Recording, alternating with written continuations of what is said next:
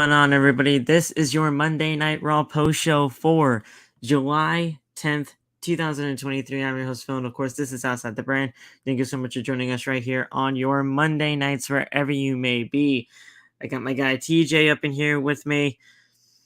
The guy legitimately just came home from what I am aware of, so you probably did not get to catch all of Monday Night Raw, but if you did get to see at least some of what was going on, how'd you feel about it? I felt really great. Anytime I get to see Maxxine Dupri on my screen, it's a good day. And our boy That's true. Ricky pulled out the flip again. He definitely did. We will talk about that for sure. Raw is just 3 hours, bro. It's 3 hours. I am tired. It's hard to get through. This show was very hard to get through for me personally because at the end of the day, this show, as you guys can see by the title, was carried by the Judgment Day's issues. Now, listen, if you're a fan of the Judgment Day, you're going to like this show. If you're not a fan of the Judgment Day, this show wasn't for you. Because at the end of the day, like I said, this show was basically meant for the Judgment Day and their issues, and basically anything else kind of got swept underneath the rug. We saw a no DQ match between Bronson Reed got involved in that thing. Miz and Tommaso Ciampa wasn't a bad match by any means necessary, but they're pairing up Bronson Reed with the Miz again, which again I don't understand why that's a thing. Cody Rhodes legitimately, told us that this Brock Lesnar feud is all for naught. It's for nothing. He legitimately said that, it's for no reason. And, we saw a graduation ceremony for Maxxine Dupri, who was going to be getting a Alpha Academy jacket, and then it got ruined by the Viking Raiders. Emma got squashed in under 2 minutes. We were supposed to be getting Seth Rollins and Dominic Mysterio, but that turned out to be a goddamn, ploy by the Judgment Day to get to our main event tonight, which was a 6-man tag between Seth Rollins, KO, and Sammy versus Judgment Day. If you like Judgment Day, you're going to like this show. That's all I'm going to say. Makes sense. Okay. This should be a good show to talk about. And yeah, like you said, with Raw, 3 hours, it's draining. I think, what was it, 2 weeks ago was the only Raw where when it got to the main event, we were like, oh, it's already the main event. Oh. Yeah. There was a lot on this show that if you went to Judgment Day, you're going to be fine with. You're going to be fine with the way that things kind of went down. I was very up and down on this show only because of the fact that, yes, it was the Judgment Day, and I love the Judgment Day, and I love the way that they're actually going about the, breakup of the Judgment Day, or for what seems to be the breakup at this point in time. But there are just some questionable moments within the show, man. I mean, Giovanni Vinci is supposedly leaving Imperium, or that's what it's looking like to be, and I don't like that at all. Then you had this whole Viking Raiders and the whole, graduation ceremony. I kind of wanted that to be done and over with, but that it's just the way that things came off in that segment that I didn't really like. Emma getting squashed in 2 minutes. I mean, listen, I Emma's very hit or miss to people. You either like Emma or you don't, and it was against Shayna Baszler, so of course Shayna was going to win. And yeah, it was just a very up and down episode for me, but we'll get through it. We'll talk about everything that happened on the show, and it was very interesting. Sorry for my voice if you guys hear a little bit of a raspiness in my voice. I have been to 2 professional wrestling shows over the last couple of days. One was just a local indie show here in CT, and I went to fucking GCW where I got to meet Nick Gage. So I have no voice. I'm still going over, still trying to get through having no voice.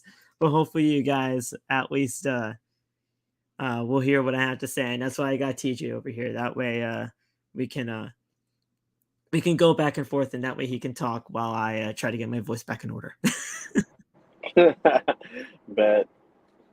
So all right, guys, we're going to talk about everything that happened on Monday Night Raw. Thank you guys so much for joining us right here on OTB.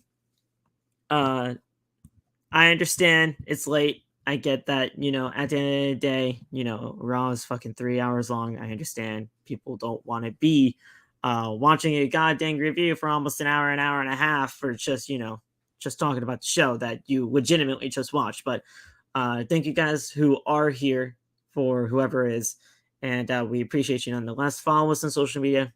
All the TikTok links are down in the description below. You guys can follow me on TikTok, Twitter, and Instagram at @flameout_. And I'm also now on Threads.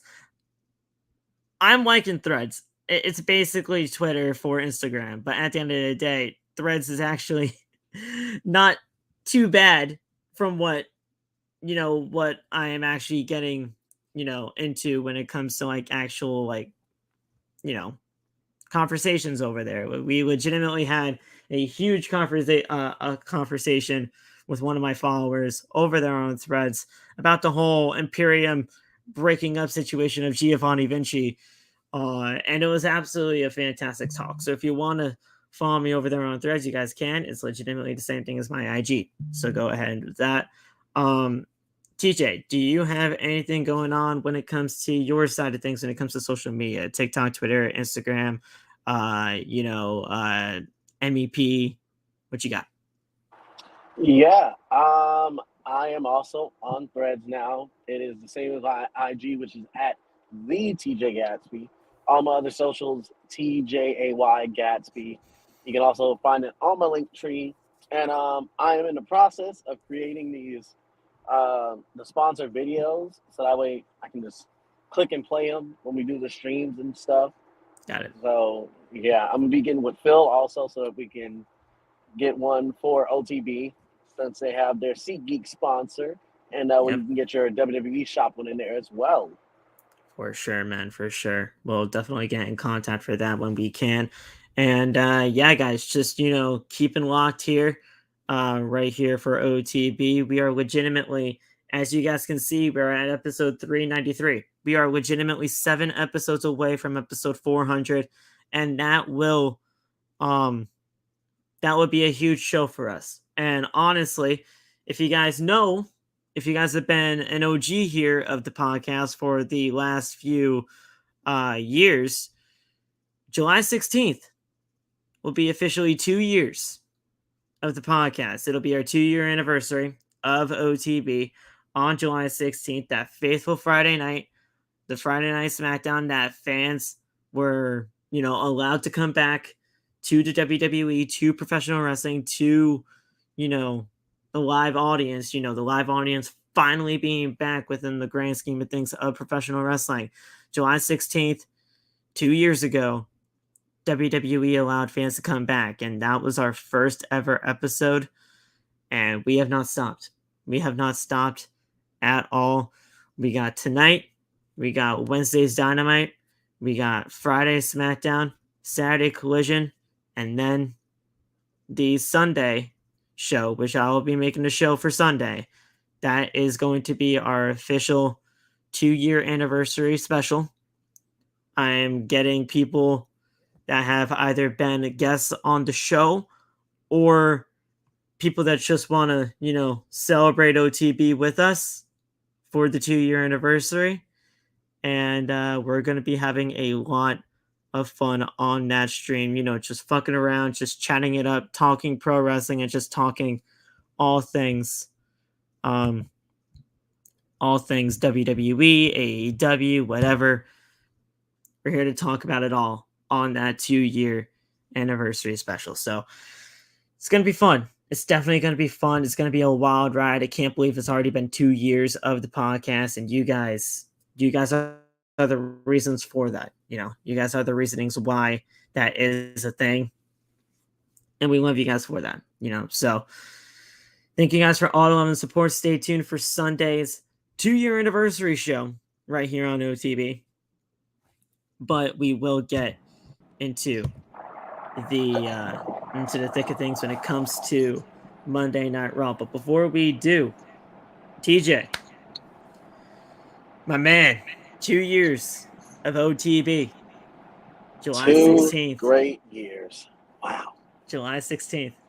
That's the 2-year anniversary, bro. I can't even believe it. That's insane. Yeah.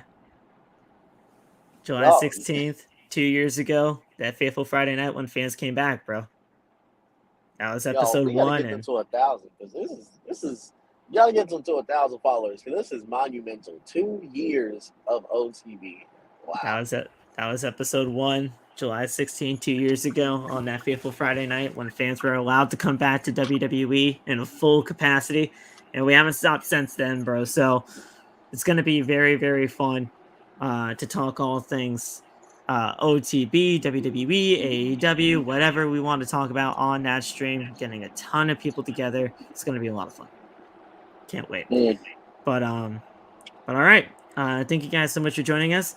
Thank you to our sponsor for the show as well, SeatGeek. SeatGeek is an official application on your phone where you guys can get the best deals for any type of an event that you want to go to. You want to go to a wrestling event near you, you got that using SeatGeek. You want to go to a concert, you can get that ticket using SeatGeek. Anything that you want to get when it comes to having a ticket in the palm of your hand, you can use it with SeatGeek. And you guys can use the code OTB at checkout for $20 off your first purchase using the platform. You're not only helping OTB when you're using that code, but you're also helping yourself because you're saving $20. And let's face it, guys, it's a lot of money. It's a lot of money that you're saving up right there, and it's a win-win nonetheless. The green dots means that it's a good deal. The red dots means that it's a bad deal. You always want to go for the green, and you always want to get the best deal. So use the code OTB at checkout for $20 off your first purchase using SeatGeek. And we cannot thank SeatGeek enough for being a part of this family. We love being a part of theirs. Go use SeatGeek today and save yourself some hard-earned cash. All right. Let's get into the thick of things, guys. Monday Night Raw. We kick things off with Seth frickin' Rollins. Well, not totally. His music hits. He comes out to the stage eating buffalo wings. And, he is just stuffing buffalo wings down his throat. Mysterio shouts for Rollins' music to cut as he and Rhea Ripley were already in the ring. They were going to be talking, and Rollins came out to interrupt them at that point in time. So Mysterio shouts to shut the music off because he does not want to hear the crowd singing Seth's song for, 10 minutes like they usually do. And Rollins says no one wants to hear Mysterio run his mouth. So let the fans do what they want to do. We're here to party, eat buffalo wings, and watch the Judgment Day implode right before our very eyes. Mysterio says that the only thing that will implode is Rollins' head when he beats him later on tonight, and the crowd loudly boos at him for saying something like that in Buffalo, New York. Rollins then, he says that Mysterio is going to beat him. He's like, oh, really? You think you're going to beat me tonight? Rollins then chuckles at the thought of that, it calls Ripley to seethe in anger, and Rollins says that he has some bad news for Mommy tonight, as he will be the only one to whip Little Dom's ass. Take that for what you will. Rollins then dances off while he's eating his buffalo wings. Okay. Take that for what you will with Rollins beating Dom's ass instead of Mommy. And, I have to ask you this one question here, TJ, because it's a very important question. It's a very important question indeed when it comes to this segment. Mm-hmm. What kind of buffalo wings? What kind of buffalo wings do you enjoy? You like mild? You like hot? You like spicy? You know, what kind of flavor do you indulge in when it comes to buffalo wings? Do you like I boneless or like the. boned? Oh, There's a lot of things. A lot of things when you it gotta comes to consider. buffalo wings, I do bone in. If I'm getting any other Bone flavor, I in? usually do boneless. But with buffalo Yeah, wings, I like the bone in, and specifically the drums. And then for I sure. like to get the spicy. Yeah, I like spicy when it comes to buffalo. For sure. Rollins was, he was having a little trouble talking during parts of this because, maybe there was a little bit too spicy for him. Yeah, At the end of the right. day, he was trying to.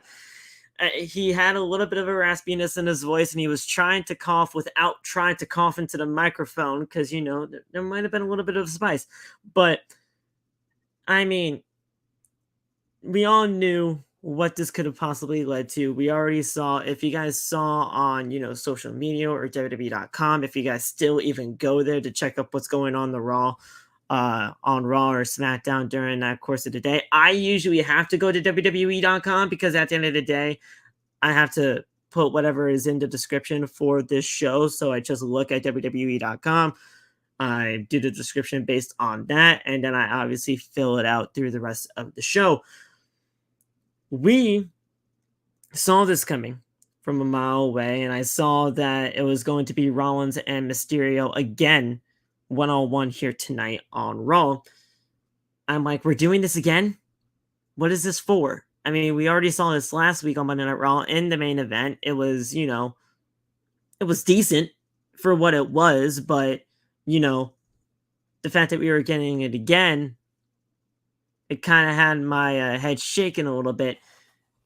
But later did we know what this was all really meant for, and it was just, for an attack at the at that point in the show because it was right smack dab in the middle of the show, and you don't usually put the world heavyweight champion in the mid card of Monday Night Raw.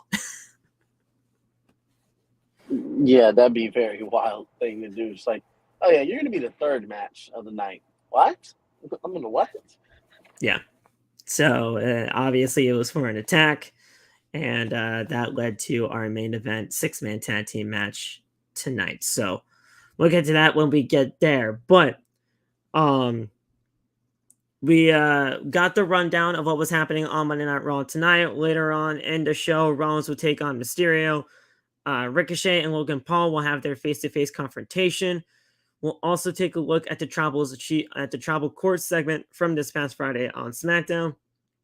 And last week, Brock Lesnar returned, but Cody Rhodes put him down. We'll hear from Cody Rhodes later on tonight. So that's what Kevin Patrick and Corey Graves told us at the booth for Monday Night Raw tonight. We then had our first matchup of the night that was going to be taking place after this commercial break.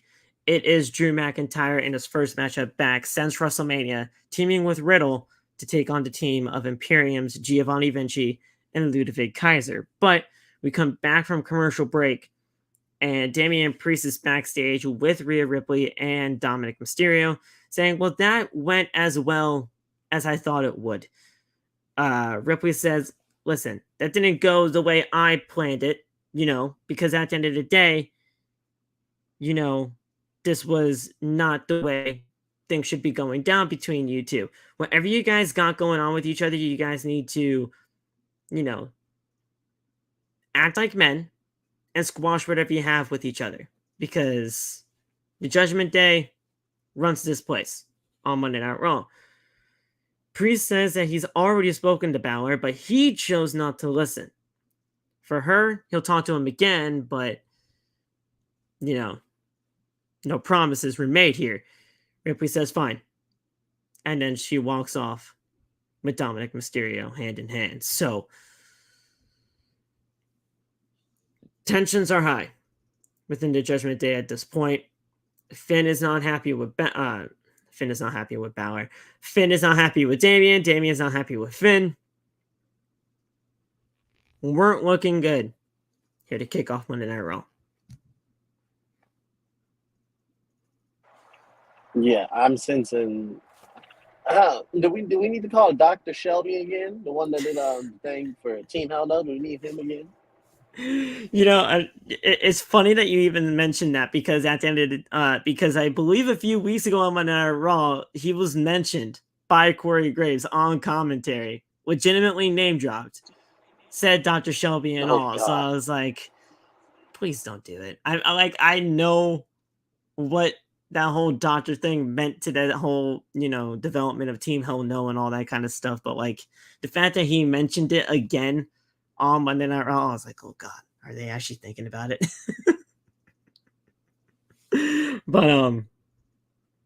But yeah, so things are not going well right now for the Judgment Day, or at least that's what was put out to be at the first few moments of Monday Night Raw. But we did have this tag team match between Drew McIntyre and Riddle versus Imperium's Kaiser and Vinci. Gunther was obviously at ringside with the rest of Imperium here, and this was not bad by any means necessary. Obviously, it's a Drew McIntyre and Riddle teaming up against Imperium match. I mean, dude, of course this match was going to be, a good match. But once again, Imperium loses. And you know that at the end of the day, Drew McIntyre's first match back on WWE programming since Mania, he's not losing this match. I mean, I didn't expect him to lose this match at all. But Imperium losing once again. What are they doing with them, man? Do they not know what they have in Imperium? It's a tag team. I don't think they do. I don't think they do. Because Imperium is so damn good, bro. You know how good they are. We know how good Vinci and Kaiser are. World class. And again they lost. Vinci got the pinfall loss here when McIntyre, kicked his head off with the Claymore, and Riddle locked Kaiser in an ankle lock. So he got Vinci got pinned. Kaiser, he didn't tap, but I mean he was in an ankle lock for the pinfall attempt. This was not a bad match by any means, but Imperium losing, and what it was really what happened after the match too that really shook my head into the reasonings of like, what the hell are we doing with Imperium? So McIntyre, he walks towards Gunther. He locks eyes on him, and McIntyre goes and hits a power bomb on Vinci, staring right into the face of Gunther. Does a power bomb right in his face, just sending a message to the Intercontinental Champion. The referee checks on Kaiser, so Gunther uses a distraction to pull McIntyre out of the ring, and Riddle quickly stuns Gunther with a diving knee attack from the steel steps. McIntyre then gets back into the ring. He whips himself off the ropes and hits a Claymore to Vinci, and Kaiser got into the ankle lock, like I said earlier, and McIntyre pinned Vinci 1, 2, 3. After the match, this is where things get interesting, because Gunther is furious that Imperium lost. Giovanni Vinci, before he can even really try to explain anything to Gunther walks out and Kaiser walks out, leaving Vinci in the middle of the ring, and he's just walking to the back by his lonesome.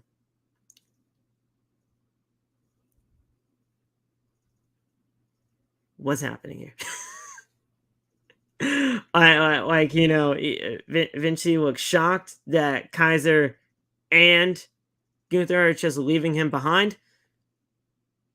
I hope this isn't a breakup of Imperium, bro, because we can't have that now.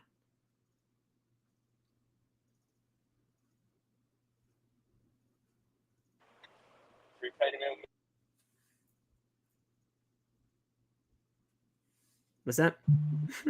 If Imperium breaks up, I'm gonna start losing faith in Triple H. I'm tired of these factions breaking up. Dude, I can't do that, man. You know, like Imperium, the tag team of Vinci and Kaiser. That's what makes this whole thing work with Imperium. They are the tag team. Gunther is the big, strong singles guy. That's what makes Imperium as a trio work. Now, I asked this to social media, got a ton of replies in ways that I actually didn't expect. People would be either for it or against it. I thought a ton of people would probably be like somewhat divisive on this, of course, and it definitely was divisive, but some were saying that they could be replacing Giovanni Vinci with somebody. He's just going to get kicked down and they're going to replace him with somebody else. Others say that this is just like, a punishment, like how Gunther did to Ludwig like a couple of months ago when obviously Ludwig got, his chest caved in with chops as like a punishment by Gunther. Others are saying that, it's WWE and, they're just famous for breaking up these factions when they don't need to be.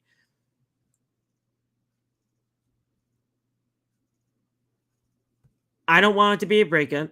I don't want anybody to just, get kicked out for no reason. And if this was a punishment, it didn't seem like a punishment on TV.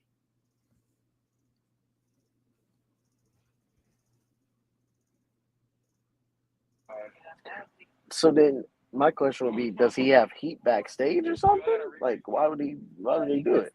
I got no idea. The one reply that I continue to keep getting on that, question as to like I said, why are they even entertaining the idea of Giovanni Vinci being kicked out of Imperium? One of them said they're probably going to replace him with Dragunov. With Ilya. And, just to get him into the group that way, it could be Kaiser, Dragunov, and Gunther.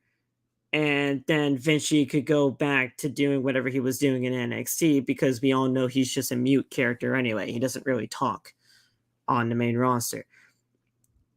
I wouldn't like that personally because at the end of the day, I feel like that would just be going backwards with Vinci instead of going forward. And we don't want to go backward. We want to go forward and we want to get things going with him. He doesn't like.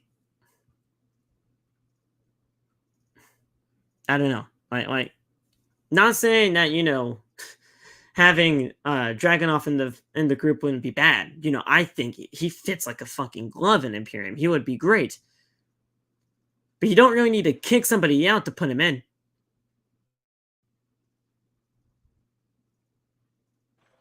For sure. Dragunov would be a great fourth edition. I don't see why they're trying to take anyone out. Like, if it were up to me, I would have Dragunov be put into the group. But all you gotta do is this. You keep Vinci and Kaiser in as a tag team, of Imperium. You move Gunther up into the main event scene when it is time and ready to do that because, his IC title run is only going to last for too long. And, he would be moving up into the main event scene when it is all said and done with the IC title. And then you slot, you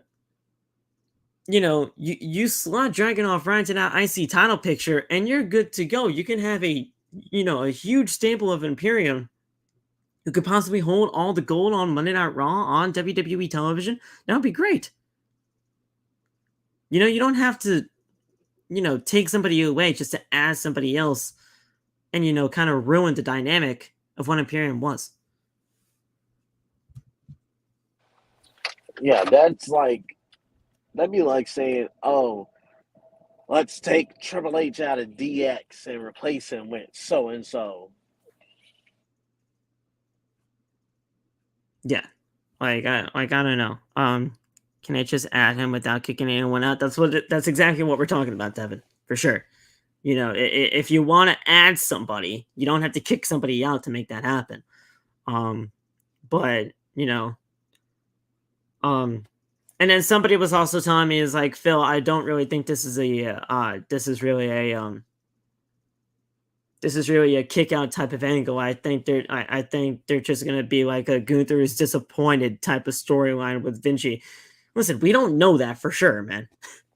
We don't know if it's a disappointment type of story. And at the end of the day, it didn't come off as a disappointment. It seemed like somebody's gonna be going away. And you know, like, listen, I'm not. This is just me speculating here. This is what we're here to do. This is what we are trying to, we're trying to figure this out. We're not, completely shitting on it right away. We're going to see what happens. But it didn't seem like a disappointment type of story, but could it be a little bit too hasty to say like, oh yeah, somebody's going to get kicked out? Maybe. But we got to let it see. We got to let it play through. I'm willing to let that happen, but it didn't look good from right there, from what I saw. So we'll see what happens.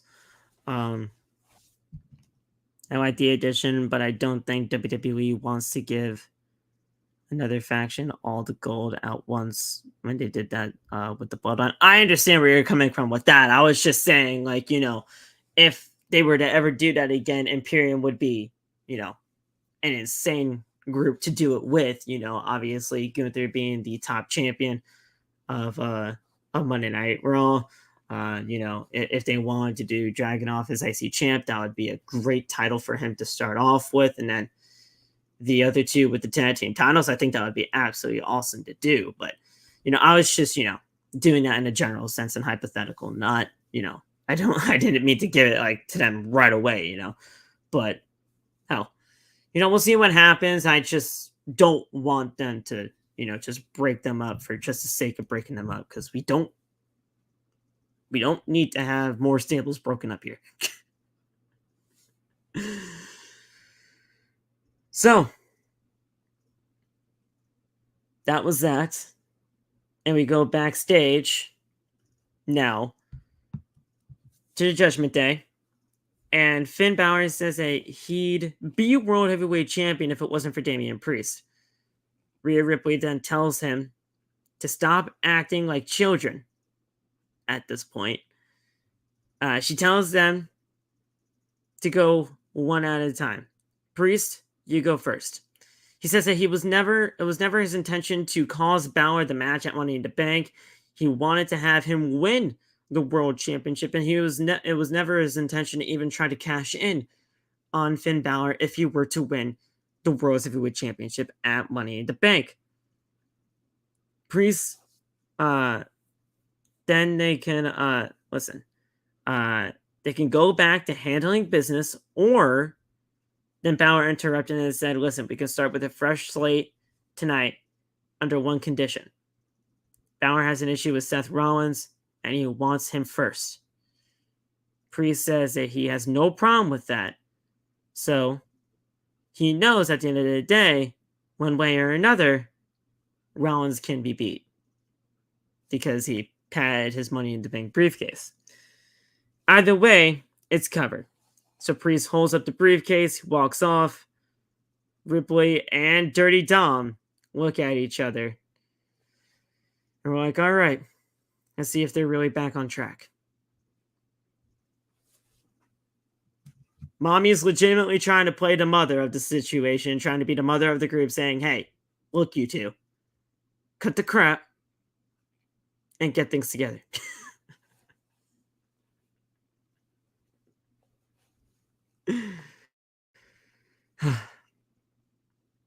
Here you go.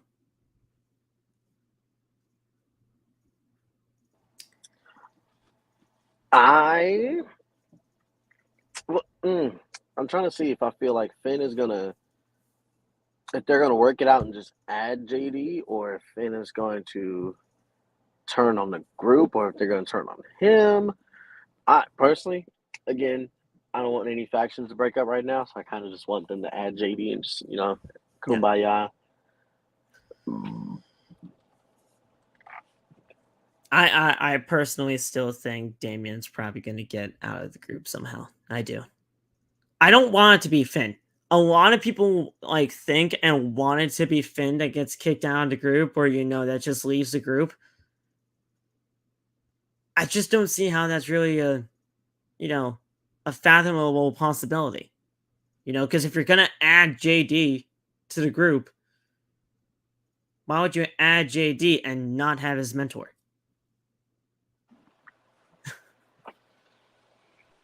Exactly. That's like saying. That's the way I see it. Yeah. But yeah. So we'll see what happens. But yeah, that's what happened there. Mommy was legitimately trying to play mommy and say, hey, get your shit together, work it out, and stop acting like children. So it's like, there you go, mommy. Good job. So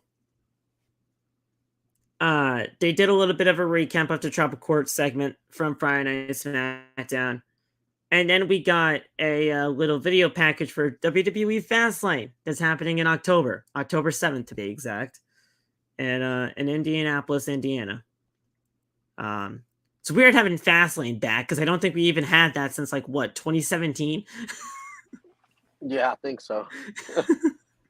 So Fastlane is back randomly in October of all places too. So that's interesting.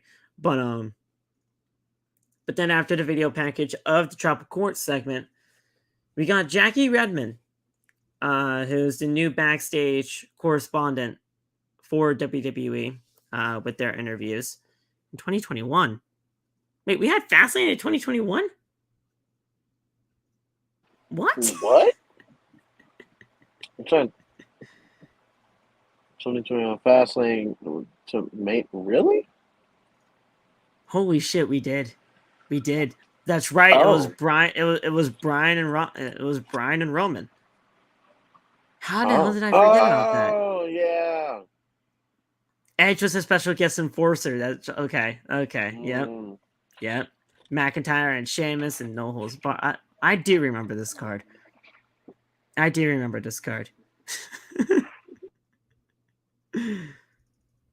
Yep. Thank you, Ken. See, this is why Ken, you're a real one for real. Good stuff, bro. Appreciate that. But yeah, either way, it's kind of weird seeing Fastlane back regardless. Had it in 2019. When did I? Dude, 2019, and that was when Brian was WWE champion, the Eco Front. Dude, I'm just forgetting Fastlanes. I'm just forgetting pay-per-views that happen. It happened in 2018. Dude, I'm just forgetting shit. That's on me. That's on me. I'm sorry. Hey, I don't blame you. I forgot about them too. But either way, we're having it in October, and we'll see where things go when it comes to that. So, like I said, Jackie Redmond, who's the new correspondent for backstage interviews within WWE, she did Raw Talk. For those who don't know, if you guys don't know who this is, she did Raw Talk for the little bit until she got put into this place. So, she's backstage with the Undisputed Tag Team Champions. And, she's with KO and Sammy. She says that they have successfully defended their titles on numerous occasions since WrestleMania. So what's next?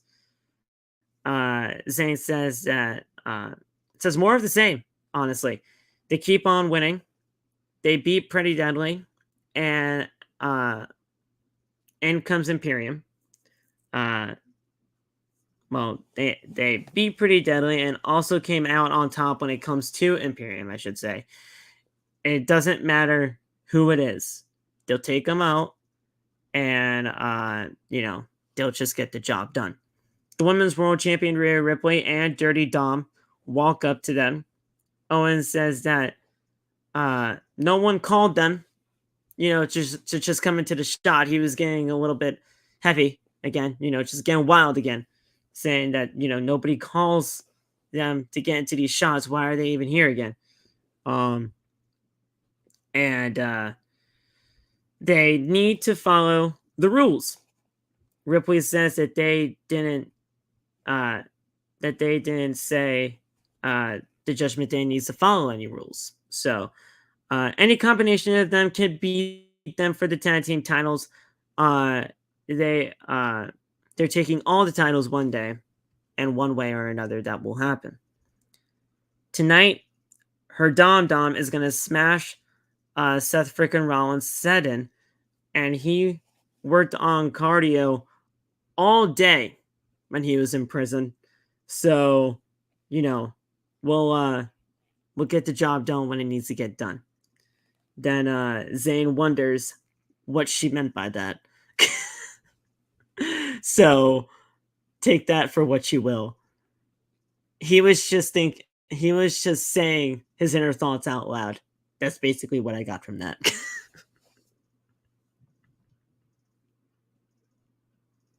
These lines, bro, I'm telling you right now, Monday Night Raw. That's what it is.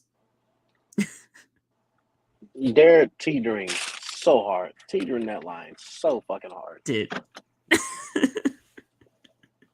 Next is gonna be we were working on cardio all night long. Just like, what? Y'all were What do you mean y'all were working on cardio all night long, Rhea?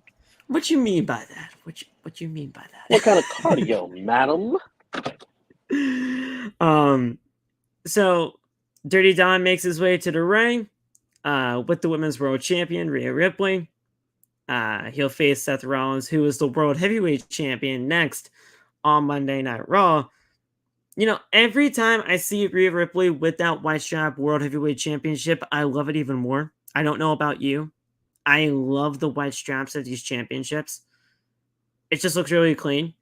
I'm not saying that Seth's black strap championships looks any inferior or anything like that, but white straps just look nice. The white straps are amazing.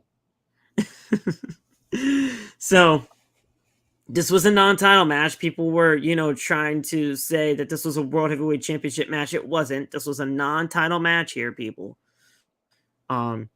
Or people were coming up to me and saying, Phil, is this for the title? No, it's not for the title. If it was for the title, they would have gotten advertised for that, but it wasn't. This, it was short, but it was meant to be short because at the end of the day, this was, an attack. They really didn't do much up until the attack. So we got into the attack and everything like that. Balor, Damian, and Mysterio were all, just doing a 3-on-1 assault to Seth Rollins, and then in came the Undisputed Tag Team Champs, KO and Sami Zayn. They were down to make the save. They attacked Balor and Priest in the ring. Rollins runs into the ring with a steel chair to chase off all of them. He hit Mysterio and the spine with the chair twice, and Rollins stands tall with Owens and Zayn as the crowd sings his theme song to close out that segment. So that's basically what led us to the main event tonight. But we came back from commercial break, and this is where we got the Logan Paul and Ricochet face-to-face segment. And, they were going over what led to this, face-to-face confrontation. We all know what happened at Money in the Bank during the Spanish Fly spot within the Money in the Bank ladder match that was supposed to happen. Didn't really go as planned. I mean, obviously he did the Spanish Fly, but it wasn't executed in the right way that it was supposed to go down. And Logan Paul has some issues with it, So that's what led to this confrontation tonight, made by Ricochet. Ricochet was the one that said, hey, listen, we're going to have a face-to-face confrontation whether you like it or not, because I'm the pro wrestler in this situation. You didn't even have to qualify to get into a Money in the Bank ladder match. So step up if you really want to get into this. And honestly, I like where Ricochet's head's at. Yeah. And plus, I don't know if you saw it or not, but on Logan's Impulsive podcast, he talked about the spot, and he was like, when we got out there, Ricochet's foot hit the rope before his, so he kind of got off balance, and he was like, in the mindset of kind of wanting to back out, but Ricochet was like locked in. He's like, "No, we're doing this fucking spot." So they went with it. And I was just like, bro, I can see Ricochet like, "Nah, we committed to the bit, brother. Let's go." Yeah, I definitely saw that clip going around for sure. And they even brought it up here in the segment. So, Ricochet makes his way to the ring. He greets Buffalo, New York, and Ricochet says that everybody knows why he's here. Before he gets into it, he wants to say something to the crowd from the heart. And Ricochet says that if you know him, from the moment he steps through the curtain, every risk he takes is for the fans. Ricochet wants them to remember him as the highlight of their nights. And tonight he is going after one individual person, Logan Paul. The crowd loudly boos at that. And Ricochet says that he feels the same way. Ricochet knows that Logan Paul is here because he got out of his fancy car and everything like that. So Paul, no matter how much you have accomplished here in your short stint here within WWE, they've crossed paths on multiple occasions. So one of these occasions was Paul jumping him after Money in the Bank because little Logan, that's what he said, little Logan, didn't get his way. Ricochet is cool with that, but he's not cool with Paul going on his podcast about Ricochet being unprofessional when he admitted he didn't know what he was doing in the first place. So they do it big here. They don't do it on social media. If Paul has something to say to him, he can say it to him face to face. And at that point in time, I was like, oh yeah, Ricochet, he means something tonight. Whether you like Ricochet or not, people, Ricochet is not all that bad on the mic. I mean, he's getting a lot better from what he was. Okay, obviously nobody is perfect on the mic, but that was a lot better than what we have seen in past years. Mm-hmm. So he comes out. Oh, does also, Logan Paul. I was told to tell you Saul acknowledged Cody today. Oh, I know. Listen, I may not be in that chat all the time, but man, I see everything. I see everything that's going on in that chat. Phil said, "I have the God eye." I'll talk to him. I'll talk to him in a bit. But Logan Paul makes his way to the ring to the loudest boos I have ever heard right now. I was like, oh yeah. Good job, Buffalo. Good stuff. The Maverick. That's what I didn't even really realize that was his nickname within WWE. Or is that just his nickname in general? I didn't even know that. So it's they're probably gonna make it his nickname in WWE because if I remember correctly, I think he had a bird that was named Maverick, and then he named his whole brand after it. So like the low game is the Maverick and all that shit. Because I mean, they've had the Maverick as his Titantron over the obviously through the times that he has been in WWE. Whenever he makes his entrance and all that kind of stuff, the Maverick has shown up. But yeah, Maverick was a bird he had. I don't know if he still has it or if it died, but he made the whole brand around it. So I guess you know them. soon it'll come up in the name See, I card. don't know Maverick much Logan about this Paul. guy other than the whole, controversial Yeah. shit. Other than the whole controversial bullshit that he went through over the last few years with YouTube and the whole, you know what happened if you know what happened. Yup. Other than that, I don't keep up with the guy. But so he laughs on the microphone and he walks to the ring. Paul says that Ricochet looks like a little boy, and he says that he wants to make this quick because he doesn't want to be a part of the be in this crap city much longer than he has to be.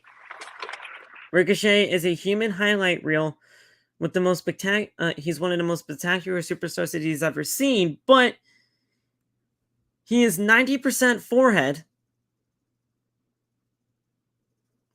That's what he said. He is 90% forehead.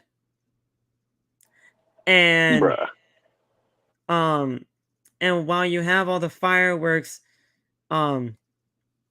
he stands by what he says on his podcast. At Money in the Bank, all the cronies cared more about Logan Paul losing than winning the Money in the Bank ladder match, and Ricochet blew the match for both of them at the end of the day. That makes Ricochet an reckless amateur, and if Ricochet wants to talk unprofessional, Paul can do that as well. So Ricochet says that he's a man of the people. Ricochet promises that none of the people wanted Logan Paul to win Money in the Bank. He did not want, none of us wanted him to win the Money in the Bank briefcase. Paul then looked at a kid who wanted to take a picture with Logan Paul on his cell phone saying, "Oh, nobody wanted me to win." Then he took the picture with the kid. So, take that for what you will. Paul nearly had the Money in the Bank briefcase until it was Ricochet that did him dirty for that. Ricochet says Paul keeps bringing up the word unprofessional, but Ricochet says that he wouldn't be in this ring after 20 years of people telling him that he'll never be anything if he was unprofessional. So I'm like, see, this is what I need for Ricochet more. Please give this Ricochet more to me, or give this more to basically everybody within WWE, because this is what we want from this guy. So where was I? Ricochet says, so a Logan sucks chant fired up after that. And then Ricochet says that he was going to do the professional thing and challenge him to a match at SummerSlam. But now that he's out here and he sees Paul's stupid face, all he wants to do is hurt him even more. Ricochet will do that, but he has some advice for the rookie. Quote, "Don't you ever run your damn mouth about Ricochet ever again." End quote. Paul then says he'll never be intimidated by a dude with an extra medium bottom up that is 90% forehead. That's where the 90% forehead came about. Ricochet is clever, and Paul respects that, but Ricochet wants a match with Paul so that he can go viral. Paul doesn't make himself go viral because he is a WWE superstar. He is a legit superstar, and he goes viral all on his own. Paul's a legitimate knockout punch, and Ricochet is about replays and clips. This isn't going to work well between the both of them, so he respectfully declines. For now. He declines for now. Ricochet is furious and does the somersault flip over the top rope to the floor. He does the Ricochet Velveteen Dream spot from Black and Gold. And Paul says, look, this is exactly what I'm talking about. That was awesome for TikTok. But I'm not a TikToker. I don't do TikTok. At the end of the day, you're here to make moments. I'm here because I am the moment. This isn't going to work out. Paul turns around and goes for the one lucky punch.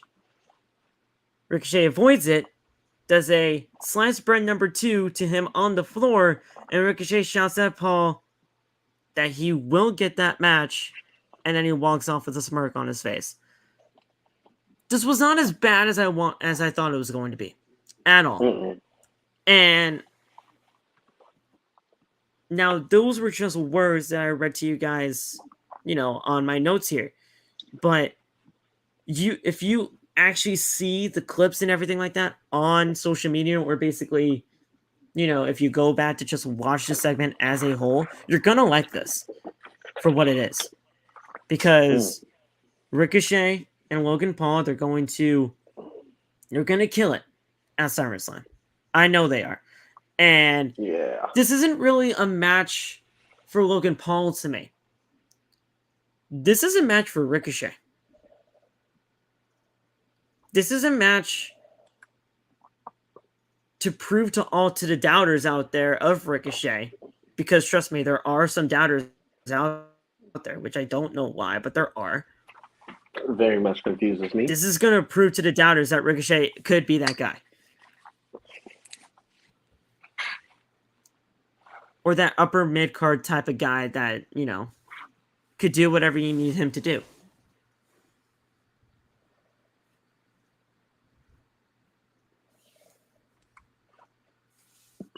I'm not gonna lie. That is a cold ass line by Logan. That I'm here because I am the moment. That was pretty fucking cold. Yeah. You can like him outside. You can not like him outside, of this business, no matter what. Like, listen, I don't care for the guy outside the business. I really don't. But in the WWE landscape, you can't disregard for what he has done in the ring, the talent that he has been in the ring with. Hell, he went into the ring with fucking Roman Reigns, and he gave him one of the best matches of this run. Got in there with Seth Rollins, killed it. Nope. Don't add it yet. Okay. Damn it! I thought I timed it right. Fuck. And within WWE. So, Phil, let me ask you a question. Disregard it. Someone asked me this. Bro, do you ever see Logan holding a title? Oh, yeah. Yeah. At some point, I definitely do see him holding a championship. I was about to say, because I feel like it'd be a missed opportunity if he didn't. At some point, I definitely do see him winning the championship. Do I think he is winning a world championship? No. No. I wouldn't want him to win a world championship with them in WWE. But if it was like a United States championship or an IC title, at some point, I actually do see that happening. I do.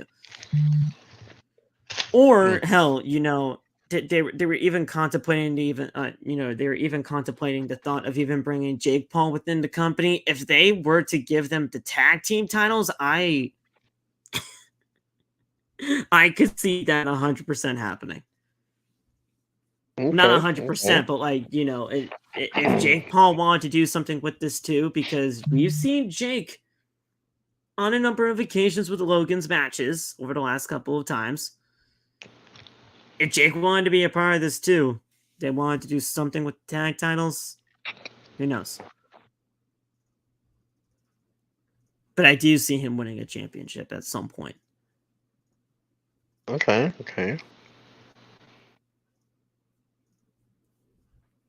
And honestly, like,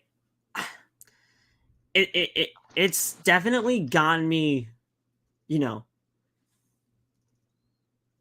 I had to wrestle with myself a lot to try to get myself to that conclusion.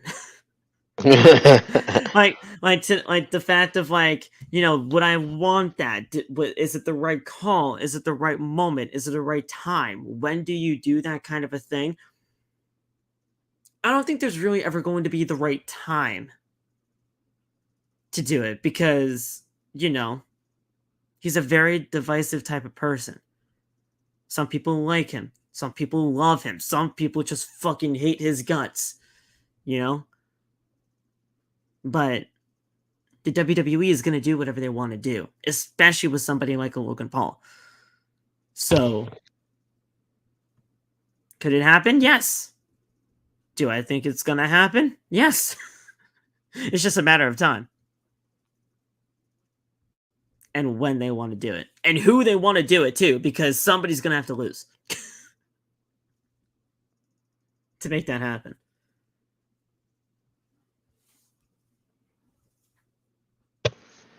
Okay, nice. Now, I don't know who you'd have him lose to, or have whatever champion lose to Logan Paul, because that's, again, it's a very, you know, dicey type of subject, but we'll see what happens. We then had Becky Lynch taking on Zoe Stark here. This was a very up and down type of matchup here, because first, this match was advertised for the show. Then all of a sudden it got taken off the show. Then all of a sudden it got put back on the show. What happened at the end of the day was Becky Lynch, during the course of the day, was not medically cleared to compete. Then, as we got closer to Monday Night Raw, within the wee hours of the show being on the USA Network, she got cleared by WWE. She has a minor injury. We don't know what that minor injury is, but we know she has a minor injury. And she got cleared to compete tonight on Raw. So whatever that minor injury is, she was at least okay enough to do the job for Zoe Stark tonight, because Zoe Stark did win this match. She won this match due to, you know, nefarious means, with the, you know, holding the ropes when the referee wasn't looking. But Becky did the job for Zoe Stark tonight. This wasn't bad by any means, but, you know, with Trish Stratus being out there with Zoe Stark, you know there's going to be some shenanigans, and that's exactly what happened here. So, we saw crowd chanting for Becky, you know, to try to get back into this matchup here. Stark lifts her, but Lynch slides off and rolls her up for a count of 2. She's grabbing the ropes, but the referee sees it. And then Lynch rolls up Stark. She's grabbing the rope, and Trish said she steps on the apron and tells the referee, "Hey, listen, she's holding the rope. Pay the fuck attention, because she's cheating." And she's like, "Oh, no, you can't do that, Becky. No, don't do that." Then a back elbow to the head of Becky, and she goes for the Z360. Lynch counters it, hits Stratus with a baseball slide, and Starks rolls up Lynch, holding the rope. 1, 2, 3, and that was it. So it was by a roll-up pin with the ropes, and you know, Stark got the win. Easy as that. So we're still having this, you know, back and forth feud between Trish, Becky, and Zoe. Rumor has it that it's going to be Trish and Becky at SummerSlam. But with this 2-on-1 attack, man, we could possibly... I still think it could possibly be a tag team match. Right? I mean, Lita has to get... She's got to be coming back at some point, right, Lita? I'm about to say she's got to get her get back. Trish literally said, "Oh yeah, I'm the one that took out Lita." If Lita doesn't come back and spin the block on Trish, bro, you go out sad.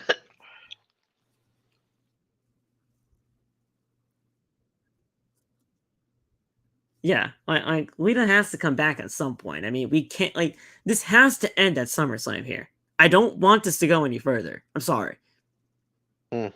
I'm so like this has to end at SummerSlam here. If you're going to get Trish, if you're going to get Trish and Becky in the same ring again, fine. But you can't just leave Zoe Stark out of this because you legitimately built her up for all of this. And then Lita just not coming back at all after she just got attacked and just went away. No, you can't do that. So you got to do some sort of tag team match to end this thing here. You do it at SummerSlam. You give whoever you want to give the win to the win. And then you can end it here. Because I'm not feeling the Trish heel turn. There. I said it. Do you guys know I haven't been feeling it over the last few days? Or not days, even weeks. I've said this multiple times on this show. I'm not feeling the heel turn. It hasn't gravitated towards me whatsoever. Especially that promo from, I believe it was last week, when Trish was saying that Becky broke the face of the face of the face of the women's division or whatever. He's like, the whole irony of all that kind of like, dude, she's not good on the mic as much as she used to be. Or maybe she didn't used to be that good on the mic at all. I don't know. But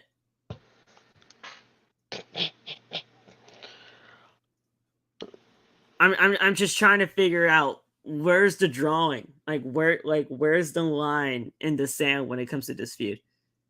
Because I think it has to be at SummerSlam. Because if you go any further with this,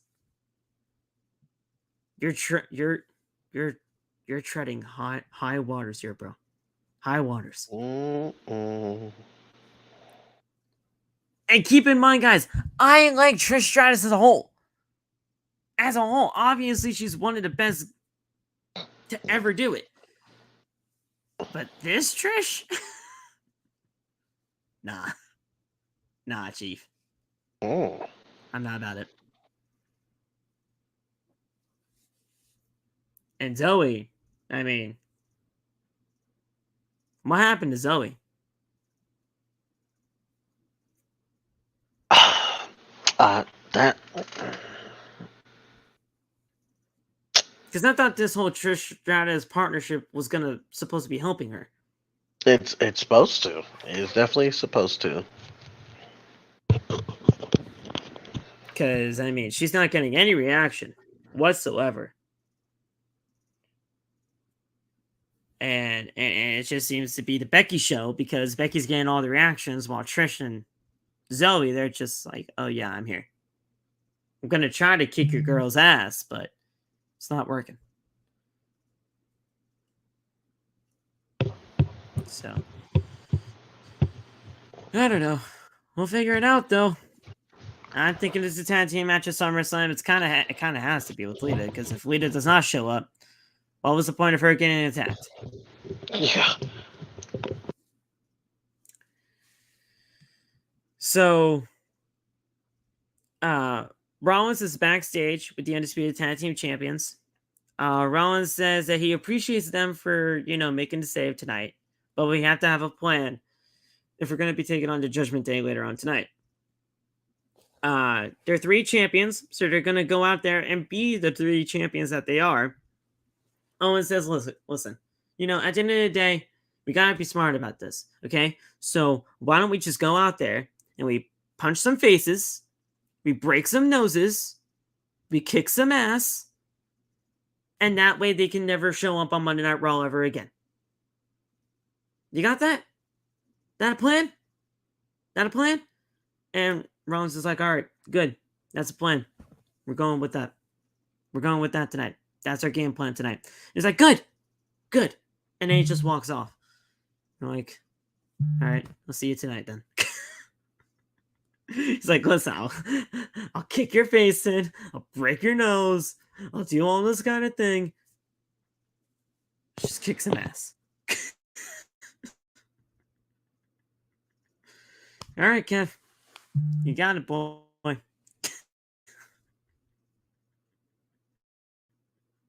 You got it, dude. Yeah. Kevin Owens is what I feel like after a long shift at work.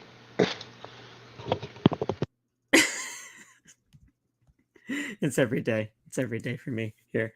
But then we had this Alpha Academy graduation ceremony with Maxxine Dupri.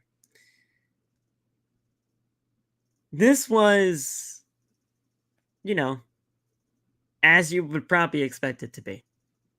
There's a lot of comedy in this. And then all of a sudden, the Viking Raiders show up. And they stink up the joint with their two football team looking ass, the Vikings and the Raiders, just stinking up the joint.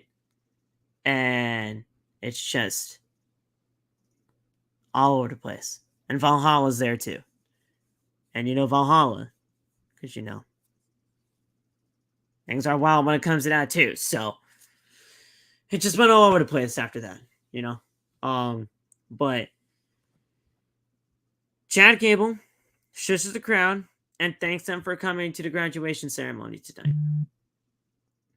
Gable and Otis are dressed up in graduation regalia, and Gable says that they're here to honor the achievement, though not his own, but we're celebrating achievements tonight because we are celebrating Alpha Academy's first ever female graduate, Maxxine Dupri. She puts in the hard work and shows off all her skills by beating the Viking Raiders with some sick arm drags. It is an honor and a privilege to give an Alpha Academy diploma, the first ever Alpha Academy diploma, to Maxxine Dupri. Dupri then makes her entrance in a graduation gown. Like, they legitimately got everything here. They got the graduation gown, they got the hat, they got the cap, they got the whole, the podium and everything for the valedictorian thing, and, the diploma and all that kind of stuff. They legitimately had graduation stuff made for this occasion. And Dupri, she thanks Gable. She thought that he was an ugly little troll at first when they first met, but became a great mentor, teacher, and friend. She beat that witch of Valhalla with his training. She's also thinking that, quote, beautiful hunk of beef, Otis. Otis is her muse. This wouldn't be possible if he didn't catch her eye. They are just getting started. I was like, oh, dear God. I was like, oh, dear God, Maxxine, what are you doing? Gable and Otis put the Alpha Academy jackets on themselves, and Otis is wildly trying to put his on. He couldn't get his arms through the jacket holes. He was like flailing his arms around and trying to turn things just to try to make the jacket fit. He got it on eventually, but he was just wildly putting it on. Gable tells Dupri to take off her cap and gown, and the crowd oohed at that. I'm like, you fucking sick assholes. Buffalo. He says, take off the gown, and everybody's oohing and eyeing. Oh my God. You people. And Maxxine was kind of into it. She was like, okay. And then she takes off the gown. And he reveals the last jacket to her.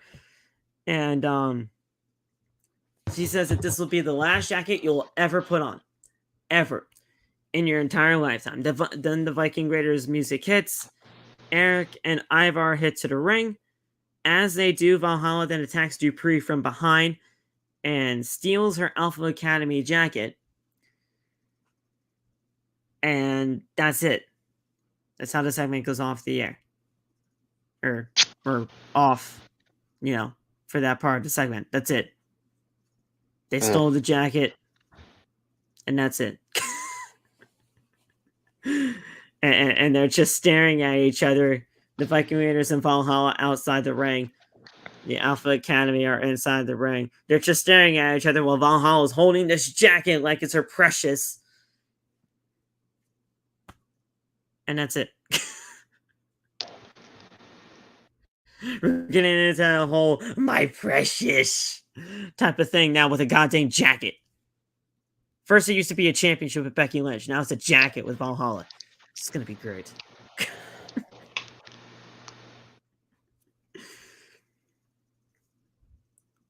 Then we got a 2-minute match between. Yeah. Listen, you know what was like Sarah Logan? It's not. I don't even really think it's against her. Really, in all fairness, I don't even really think it's against Sarah Logan. Because we all know, first of all, we all know that's her. Second of all, oh god. Okay. I accidentally hit the wrong button. I mean, first of all, yes, we all know that is goddamn Sarah Logan. That's why she was brought back. I think she's with Eric of the Viking Raiders in real life. Yes, I believe so. I think it's Eric. But you know, it's not even really against her. And honestly, she fits that type of a whole thing well. But they don't do anything. If they did something of substance, maybe they'd actually, you know, be worth it or worth it in some sort of extent. But they're not doing anything. What is this for? What is this rivalry about? There's no explanation as to why this is happening. They're trying to make the Viking Raiders hot again, but let's be honest, the magic about them is faded. Ever since they hit the main roster years ago, it started to fade. You'll never get that NXT War Raider experience again. No. All because you can't say war on WWE programming nowadays. Even though Raw used to be war, it was Raw is war. Right. I don't freaking get it. But you know, at the end of the day, it is what it is. We got this, you know, feud over a jacket. Good stuff there. Emma got squashed by Shayna Baszler in 2 minutes. So that's good. Not really. You know, Emma, like I said, Emma's hit or miss. You know, with people. But I just don't feel like she fits in this landscape of WWE. I don't know about you, but she just doesn't fit with me. She seems more Divas era. She fit back in the day when I think she was like with Santino at one point when she was doing that whole, you know, the bubble popping thing and all that kind of stuff. She was good there, you know, because she was goofy, she was clumsy. That's what her thing was. She was way better in Impact as Tennille Dashwood. I'll tell you that right now.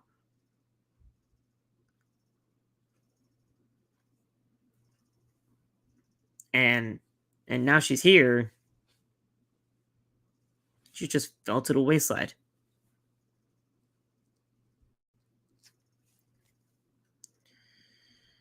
But of course, Shayna Baszler is going to win this thing here. I mean, everybody knew that was going to happen.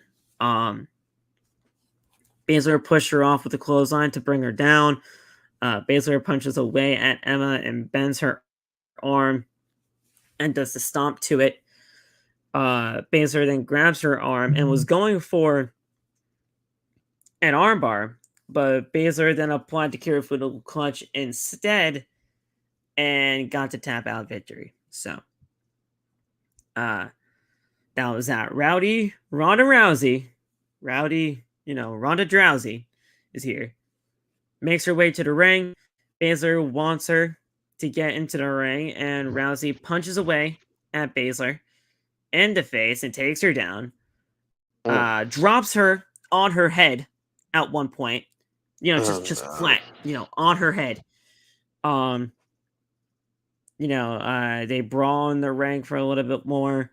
Baszler tries to get a Kirifuda clutch on Rousey, but Rousey gets out of the way, does an arm bar, but Baszler rolls out of the ring, and Baszler holds her arm in pain as Rousey is, looking at Baszler irate as, she's just pissed off. And so is Baszler. But, I liked what happened last week between those two because those two legitimately felt like they legitimately had heat with each other and beef. And, the need to the face of Ronda Rousey, that was fucking vicious. And I was like, there you go, Shayna. That's what we fucking want. I'm giving this a chance because hopefully Ronda does the right thing here if she is truly leaving WWE for the Octagon again, because that's what's being rumored right now. If that is truly the case, Ronda, you gotta put your fucking girl over. You gotta put your girl over. She brought you into this business, you do the right thing, and you put her over at SummerSlam. I'm hoping that's the case, but anything can happen in the eyes of WWE. Yeah, if it's not, I'm just gonna have to suck it up and deal with it, I guess. Because that is what's being rumored right now. Apparently, with it was Amanda Nunes that retired, right? I think so. Not too long ago. So, like, with the with that rumor, not even rumor, it did happen. With her retiring from the UFC, Dana kind of, I don't know if Dana's even allowed to do this, but he did get in contact with Ronda, and they've been talking about her possibly coming back to the UFC, and she wants to go back. So, so if she is really going to go back to the UFC because of the hard out in her contract within, her WWE deal, you gotta put over the person that brought you into this business, and that is Shayna Baszler. So we'll see what happens there, but Ronda and Shayna, we'll see where it all goes down. We then had Cody delivering the special message to Brock Lesnar. Oh boy, and this is, I'm gonna say this right now, and I love Cody. You guys know me. You guys know I love Cody. I'll tell you this right now.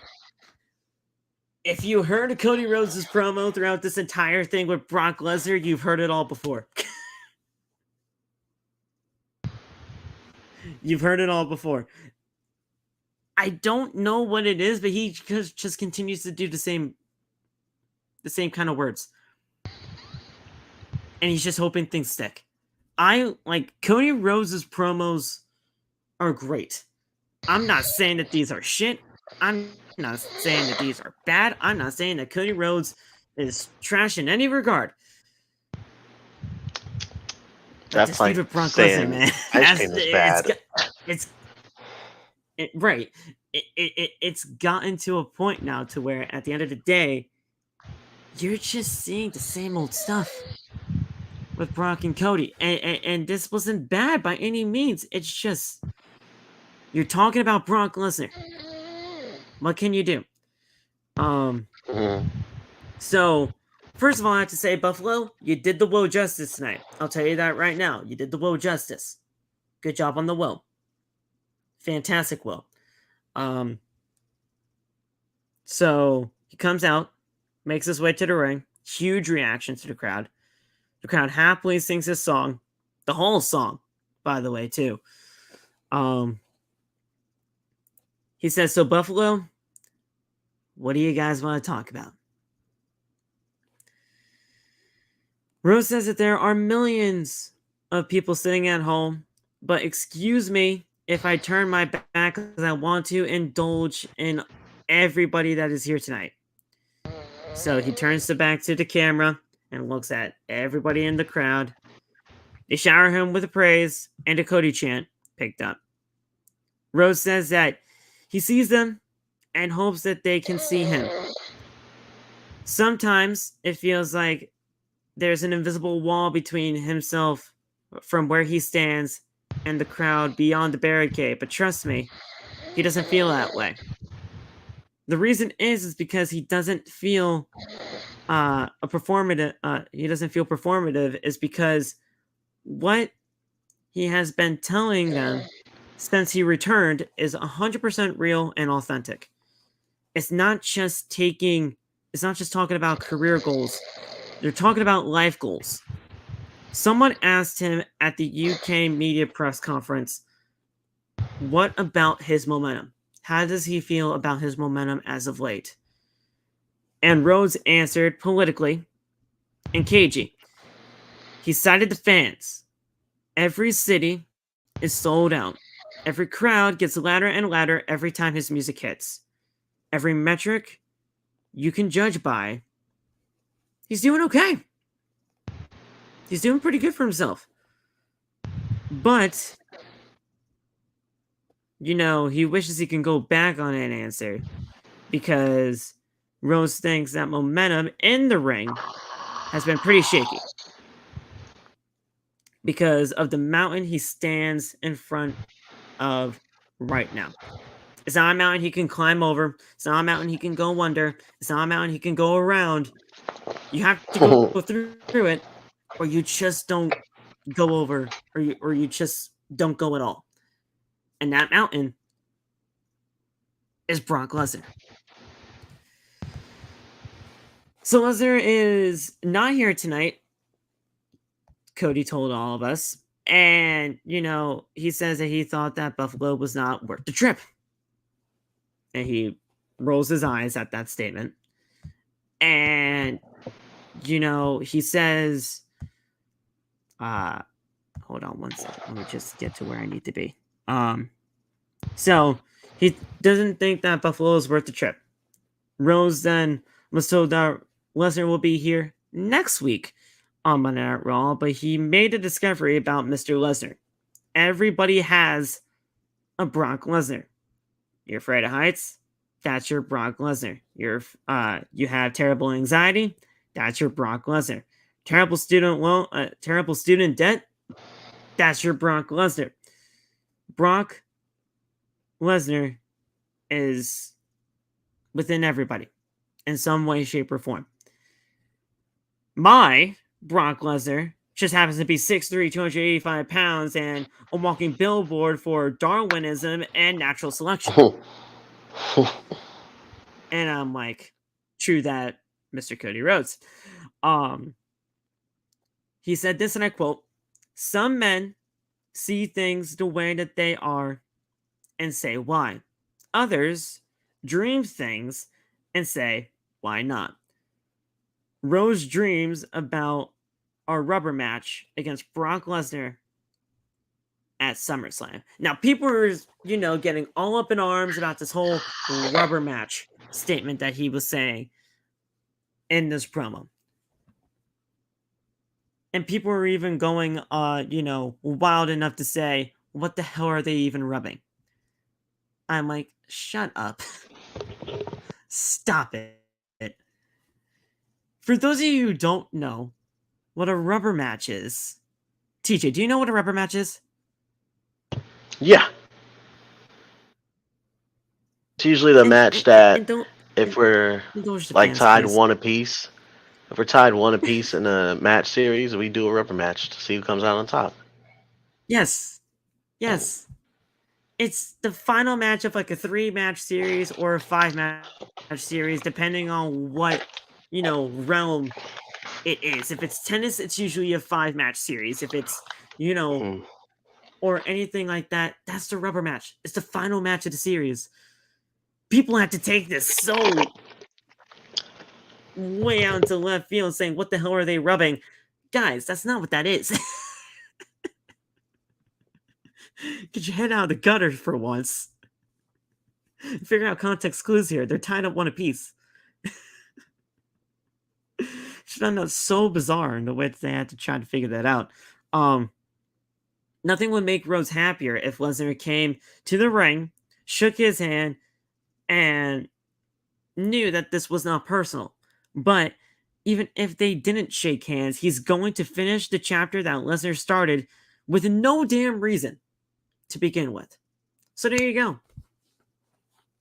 There you go, TJ. Right then and there. Cody Rhodes legitimately proved to us, he legitimately admitted to us that this feud is for absolutely nothing. It's for absolutely no reason.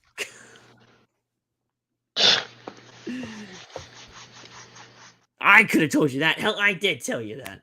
You did. You very much did.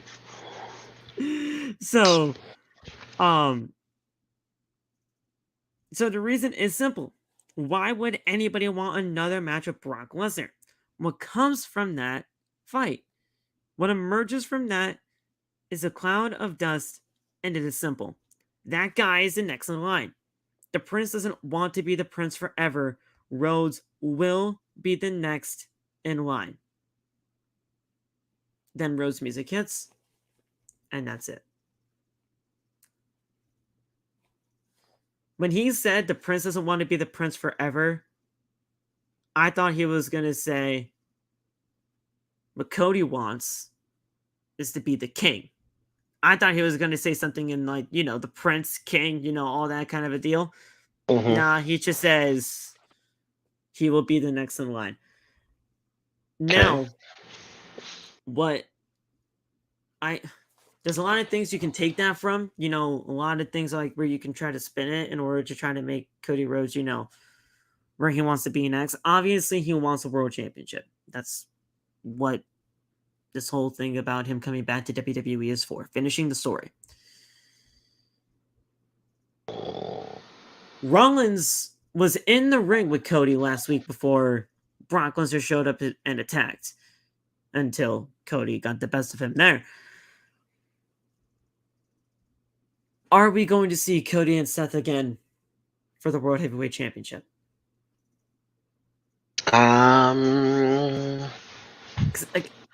I personally don't want that. That's not finishing the story to me. That's not. And Cody even said that title is not finishing the story for him. He said that at the press conference that he was mentioning here. The same person that was telling him, like, oh, what's your momentum been like as of late? The next question from that press conference was asked, saying, is the World Heavyweight Championship finishing the story? And he flat out said no. Straight up.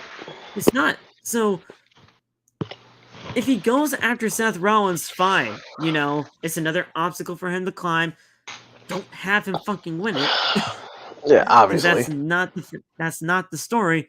Have him lose and again try to figure out what the hell do I need to go.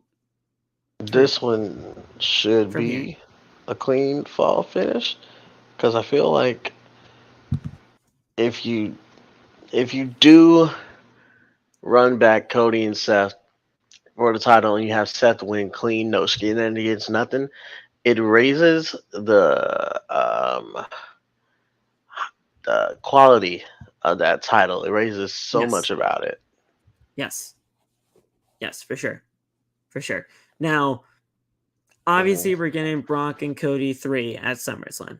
That's what that was alluded to tonight during the Cody Rhodes promo, and that is what we are most likely leading towards. Obviously, there's been reports going all over the place saying that there's going to be some sort of stipulation that we haven't seen in quite some time. There's going to be a stipulation added to this match. There's got to be. What would you have in mind? What would you propose?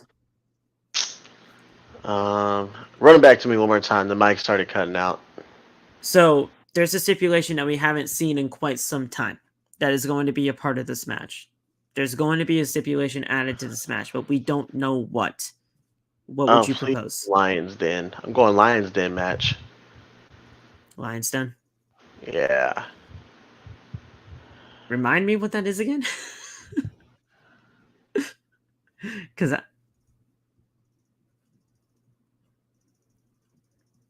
I'm not too familiar. What up?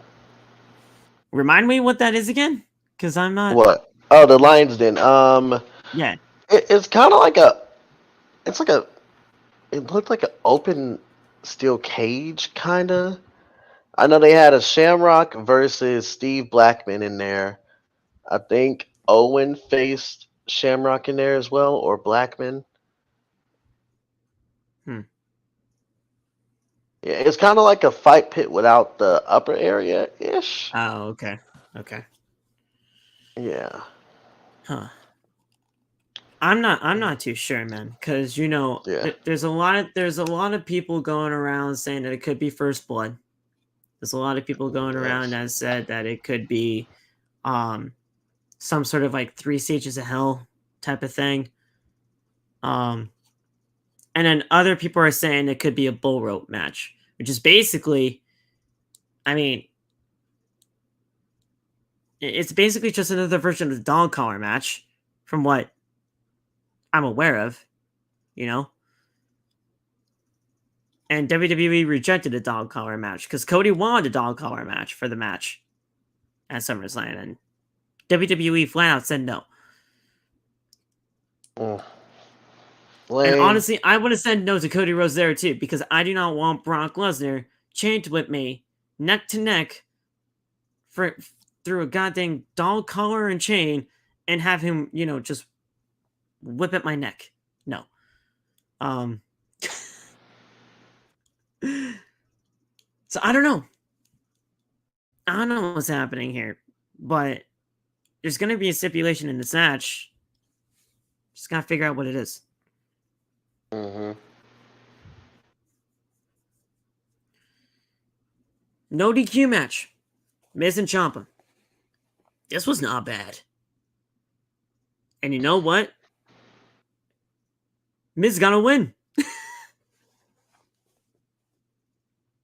In fact, dude, I am I was shocked about this statistic, but I Mm-hmm. want to give a big shout out to Nico Extra for this statistic, because if it wasn't for him and his Instagram, I would not have found this out. This was his first ever win in 2023. The Miz. He is officially 1-25.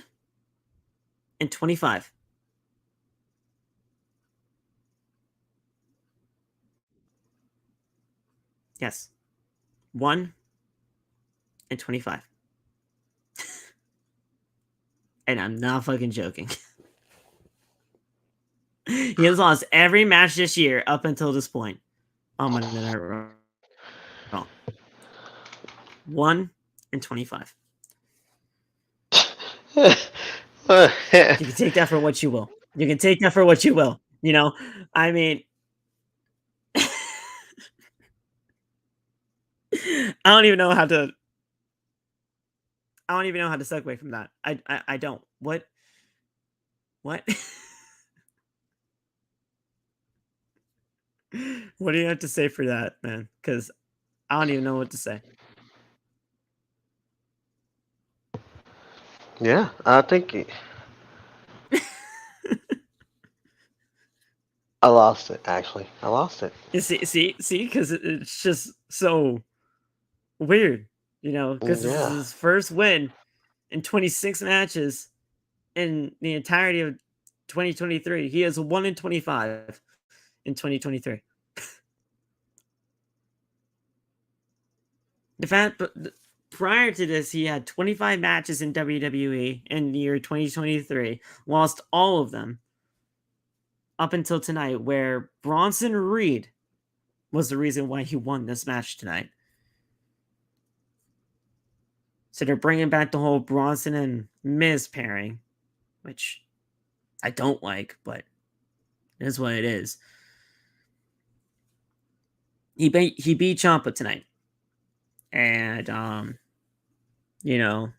we saw an air raid crash off the second rope through a table by Ciampa to Miz. And it was all but over. It was all but over. Ciampa covers, but Bronson Reed pulls him out of the ring and attacks him at ringside. Reed hits a senton splash on the floor and puts Ciampa back into the ring. He goes up top, crushes him with a tsunami. Miz then slowly recovers, slides into the cover, hooks the leg 1, 2, 3, and Miz wins. And now that's it. Miz smiles at Reed as Reed is walking away. And, it's Miz's first win in 2023. What else can you say?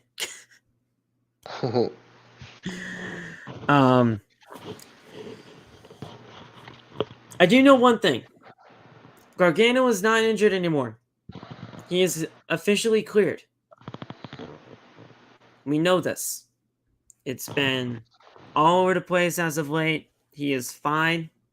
We're getting back into the swing of things.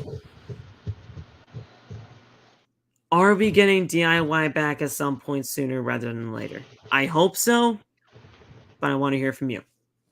I truly hope so. Yeah. I'm with you. I hope we do. It only makes sense. And hey, listen.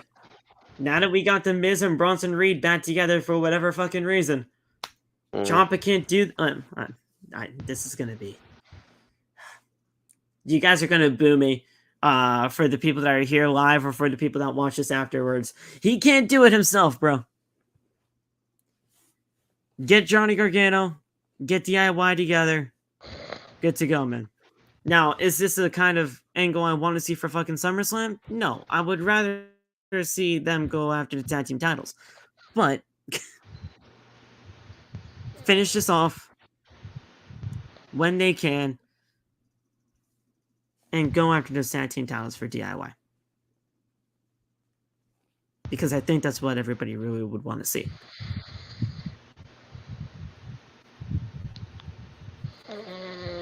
So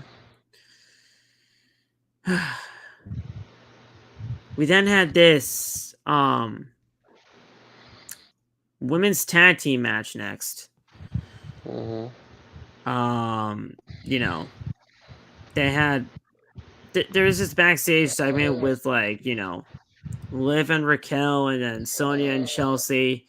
They were talking about some things. Then Rhea Ripley got into the mix saying, listen, you got into my business last week.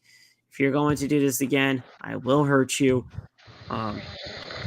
Raquel says, listen, we are going to end you, so you better watch out for it.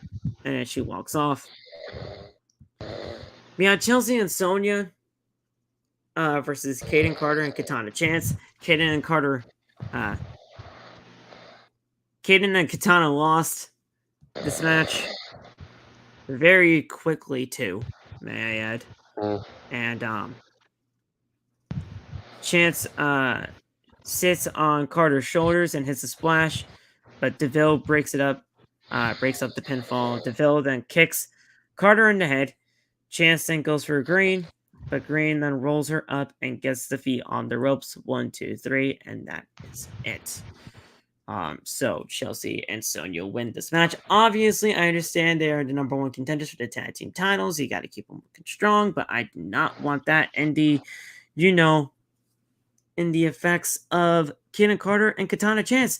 They continue to rack up wins or losses, I should say, on the main roster. But in NXT, they were the fucking best thing going. So, I don't get it, man. Kaden Carter gets down a chance. Not a good tag team match.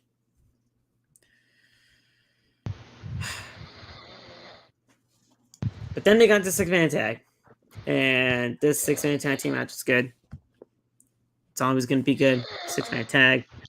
6-man tag team main events are always usually good.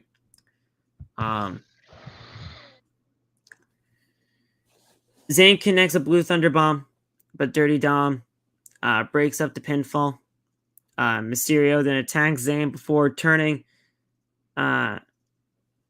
into a stunner by Kevin Owens. Priest then sends Owens out of the ring. Zayn then clotheslines Priest out of the ring. His Balor with an exploder suplex in the corner. Ripley then pulls Zayn's ankle when he was going for the Huluva kick, and Priest hit him with the South of Heaven. Balor then hit Zayn with a coup de grace, 1, 2, 3, and that was it.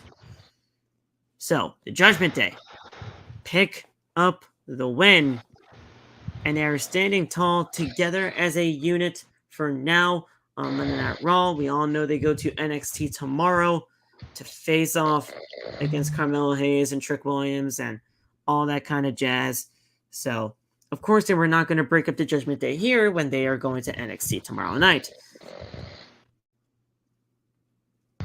The United Judgment Day is celebrated in the ring, and that is how the show goes off the air.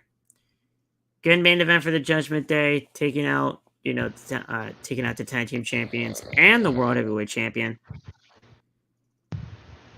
Drama still being, afoot within Judgment Day, but it is what it is, and they are standing tall as of right now.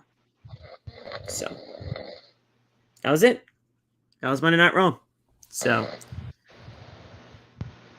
we're good to go, and we will see you guys for Wednesday's Dynamite review right here on OTB.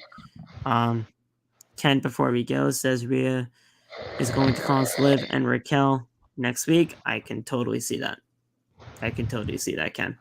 And that way we can get Raquel and Ripley for SummerSlam for the Women's World Championship, and that will be that. So, like I said, if you like Judgment Day, you're gonna like this Raw. If not, then this Raw was gonna be pretty boring. This Raw was kind of boring, even though I do like the Judgment Day.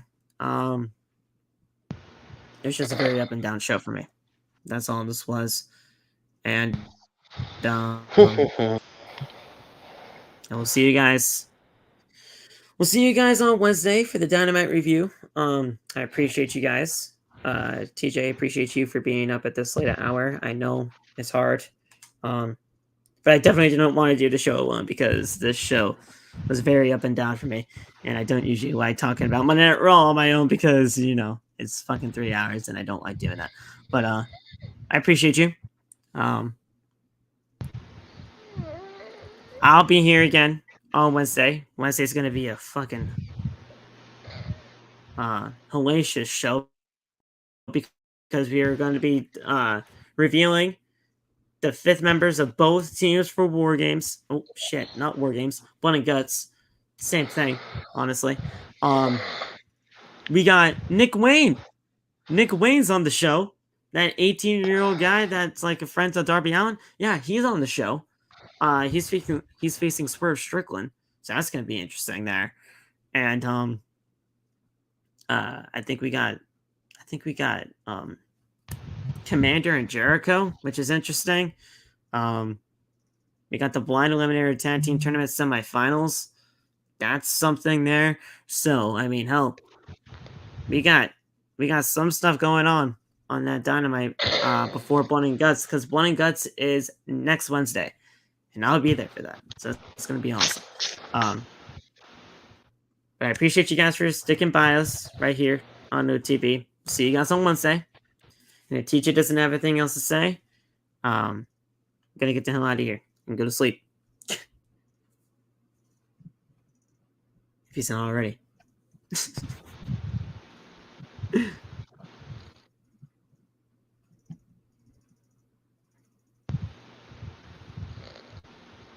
And he is. So thank you guys so much for joining us right here on OTB. We will talk to you on Wednesday. Have a good rest of the night. Stay safe. God bless. And peace.